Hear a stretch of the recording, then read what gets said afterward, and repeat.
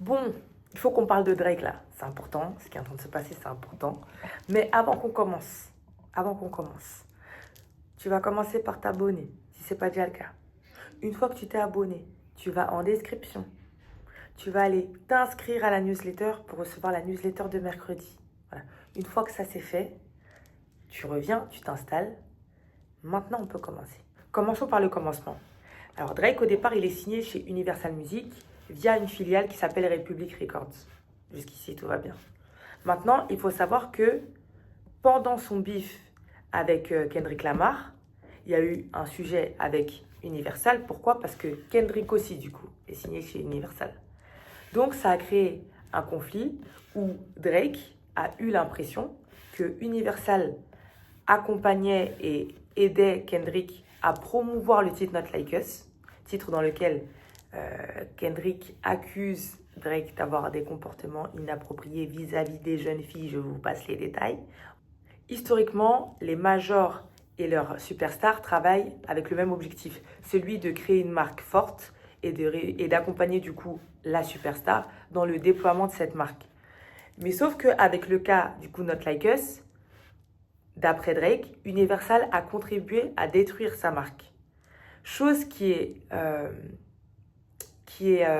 bon, je ne sais pas si c'est vrai ou c'est faux, je ne suis pas dans les petits papiers, mais c'est assez drôle de constater la naïveté de Drake. Voilà, no shade Drake.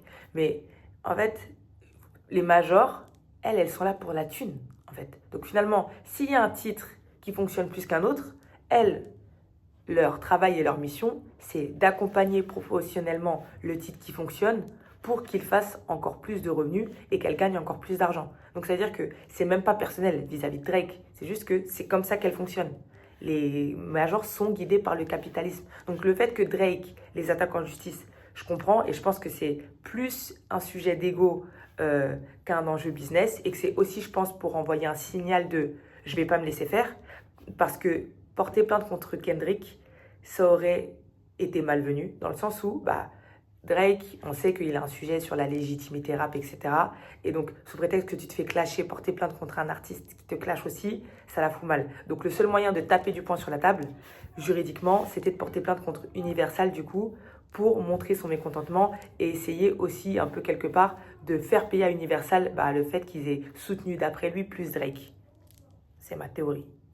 Maintenant, moi, je suis convaincue que Drake, c'est un semard à la mort. Et en réalité, je pense que moi aussi, j'aurais le seum à sa place. Je pense que j'aurais le seum. Donc, la sortie de ces 3 albums, je le vois comme un move de semard smart. Parce que si jamais c'est vraiment vrai et que c'est vraiment pour sortir de son contrat, franchement, bravo à lui.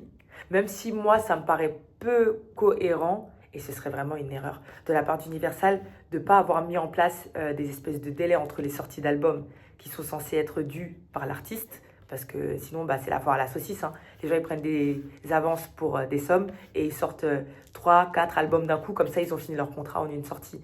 Donc bref, je pense qu'il y a des trucs encore plus compliqués, mais on ne nous dit pas tout. Voilà, je pense. Mais en fait, au-delà de la sortie qui permet juste de sortir de son contrat, enfin des sorties qui permettent de sortir de son contrat, pour moi, le vrai boss move, c'est que là, concrètement, si les gens ils sont concentrés et que là, le modèle là, vers lequel Drake y va, qui pourrait potentiellement être l'indépendance, parce que c'est aussi une des rumeurs qui circulent, honnêtement, ça pourrait tellement tout chambouler. Vous imaginez, si maintenant même les superstars sont en mode une major, pourquoi faire en fait? J'ai pas besoin de vous. Je sais pas s'ils réalisent. Parce que là, je suis persuadée que toutes les big stars là, elles doivent regarder Drake avec des popcorn et n'avoir qu'une hâte, c'est voir son prochain move pour voir si ça fonctionne ou pas et savoir si du coup il y a une brèche à prendre pour la suite en fait. La vérité, c'est que les majors de base, elles dominent avec une logique de contrôle. Contrôle des masters, contrôle des revenus, contrôle de la promo, contrôle des médias, contrôle de la valeur des catalogues. Voilà, le contrôle, c'est ça qui donnait du vrai pouvoir aux majors. Mais là, si on rentre dans ce que j'espère que Drake est en train de faire, là, on rentre dans un tout nouveau monde, en fait. Et des tout nouveaux modèles peuvent commencer à se mettre en place. Imaginez des superstars sans major. À l'époque, c'était impossible, en fait. sans une major, tu pouvais absolument rien faire.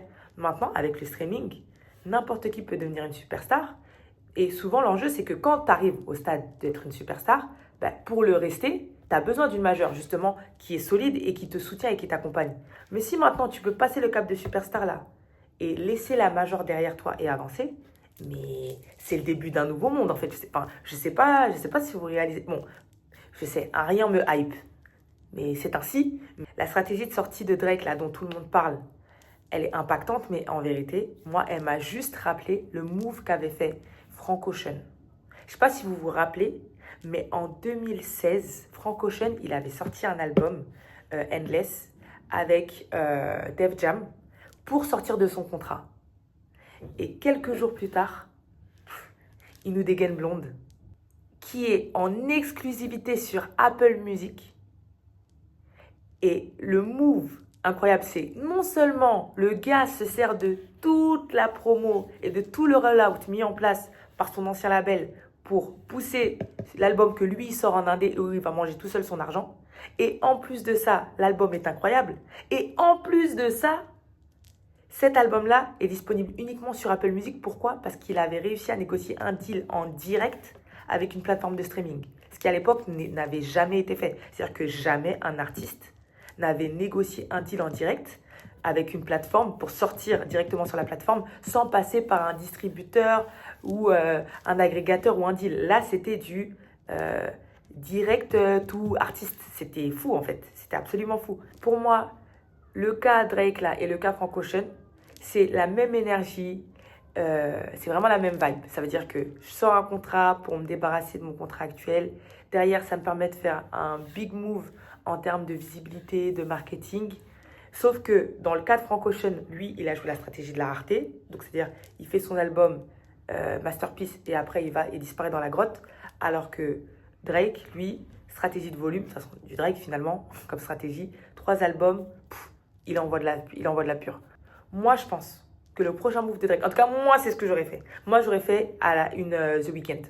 C'est-à-dire que je vais voir des banques, des fonds d'investissement et je me sers de la valeur présumée de mon futur catalogue pour lever des fonds et réussir à négocier en fait un big billet tout en conservant la propriété de mes masters. Parce qu'en fait, l'enjeu aussi, c'est que il était signé chez République, mais donc, il n'était pas signé en artiste évidemment. Je ne connais pas les détails du contrat, mais j'espère pour lui qu'il n'est pas parti signer en artiste vu la tête que c'est.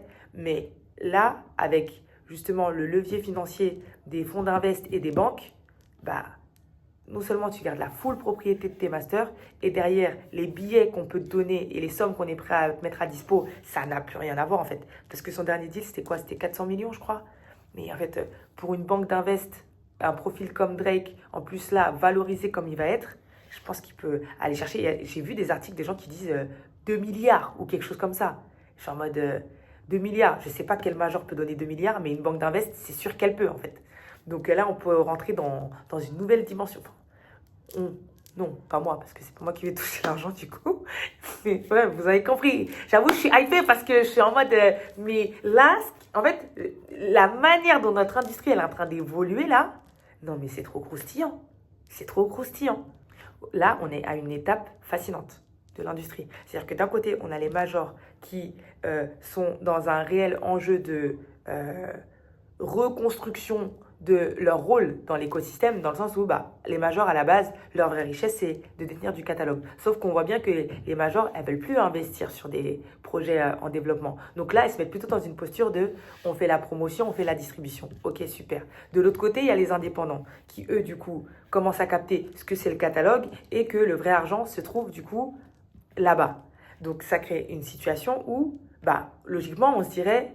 ceux qui ont le catalogue et qui ont la valeur financière vont demander de l'aide et de l'accompagnement potentiellement aux majors afin de s'en servir comme levier financier, puisque les majors ne veulent plus prendre de risques. Sauf que là, maintenant, on rentre dans un game où, avec des gars comme Drake notamment et The Weeknd, on est en train de mettre en lumière un nouveau type d'acteurs, qui sont les fonds d'invest, les banques, etc., qui vont bientôt commencer à faire du pied, c'est ma conviction, aux artistes en leur disant Les gars, votre actif là, c'est plutôt pas mal. En plus, avec le streaming, on arrive à avoir une belle prévisibilité. Il est dur ce mot. Donc en vérité, n'hésitez pas à nous solliciter. C'est-à-dire, laissez les majors. En vérité, vous faites déjà tout seul. Vous prenez un freelance par-ci, vous prenez un peu d'IA par-là, vous allez acheter 2-3 outils par-là, et au final, vous avez votre écosystème, vous êtes déjà autonome depuis des années. Qu'est-ce qu'il faisait à part vous donner de l'argent? Rien. Donc, venez chez nous, on vous donnera encore plus d'argent, et vous aurez encore plus de liberté. Ah, ça ressemble peut-être à un scénario catastrophe, mais moi, personnellement, c'est ma prédiction. Et je pense que, quelque part, c'est le sens logique de l'histoire, si les majors ne parviennent pas à se renouveler. Parce qu'aujourd'hui, leur rôle de financier, là, il est certes intéressant, mais il est limité. Et à partir du moment où les acteurs dont je vous parle là, les banques, les fonds d'investissement en Europe, en France, en francophonie, ils vont se concentrer et vont s'intéresser à notre marché, les majors, pour elles, ça va être cuit, bis, cuit. Bon, j'avoue, j'ai un peu maxé sur les titres. Drake n'est pas en train de détruire ou de mettre à terre l'industrie musicale, mais il est clairement en train de contribuer à son refaçonnage. Et je pense que du coup, la suite là va être décisive. Donc j'ai hâte, j'ai hâte, j'ai hâte. J'attends la suite avec du popcorn. Comptez sur moi pour vous tenir au jus. Donc du coup, abonnez-vous si vous voulez ne pas manquer ça. Et merci d'avoir regardé la vidéo. On se dit à bientôt. Bye!